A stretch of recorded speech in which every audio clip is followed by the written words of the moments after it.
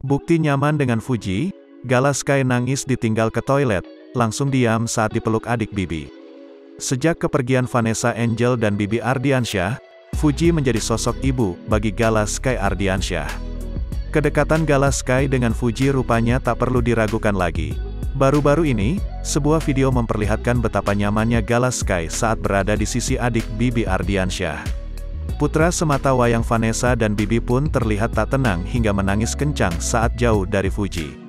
Hal itu terungkap dari unggahan Instagram story @sylvia_quinat pada Minggu tanggal 26 Desember tahun 2021. Dalam video tersebut, terlihat seorang wanita yang juga sahabat Vanessa Angel tengah menggendong Gala Sky yang sedang menangis. Wanita berambut panjang itu berusaha menenangkan Gala Sky. Kendati demikian, Gala justru semakin menangis. "Aunty Fuji ke toilet bentar ya," ujar pemilik akun @iniwiwi kepada Gala. Namun, Gala masih mencari di mana Fuji berada. "Onti baik hati sik Gala @iniwiwi, Gala ditinggal semenit ke toilet. Onti @fuji_bawaan langsung kehilangan. Sweet BGT," tulis pemilik akun @sylvia_quinat.